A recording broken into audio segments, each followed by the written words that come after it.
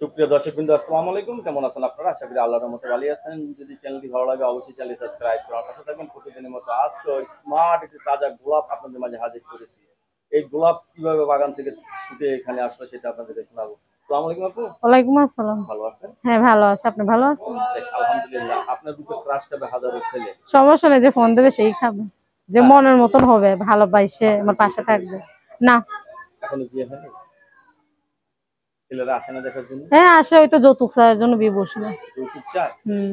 যৌতুক এটা খারাপ একটা জিনিস। হুম। যৌতুক দেওয়া এবং নেওয়া দুটোই অপরাধ। ফ্যামিলিতে কে কে আছে? আপনার মা বাবা নেই? আছে। মা আছে, বাবা নেই? না। আপনি কোনো কাজ টাজ করেন? হ্যাঁ করি, সেলাই মেশিন এর কাজ করি। সেলাই মেশিনের কাজ করেন? সেলাই মেশিন ঘরে আছে আপনার? না, ঘরে তো নাই মানুষের।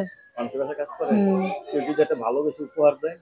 সমস্যা নিয়ে নেবো, যে ভালোবাসে আমার পাশে থেকে একটু হেল্প সহযোগিতা করে আমার পাশে থাকবে, ভালোবাসে যদি দিতে চায় তো নেবো। দিবেন না? হ্যাঁ নেবো।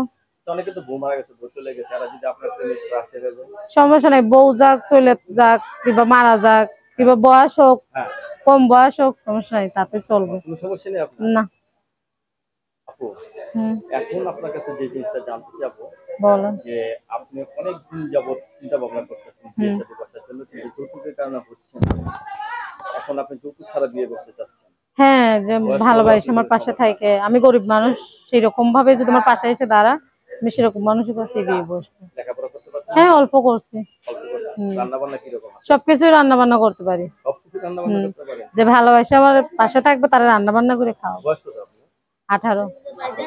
বয়স। ছোটবেলা থেকে মোটা নাকি একটু হ্যাঁ, আমি ছোটবেলা থেকেই সাইজ মোটা। ছোটবেলা থেকে খারাপ? যার যদি পছন্দ হয় মোটা কাটা একটু সাইজ, তো তাহলে। আপনি কি সবসময় গুছিয়ে কথা বলতে পছন্দ করেন? হ্যাঁ, আমি গুছিয়ে কথা বলতে পছন্দ করি।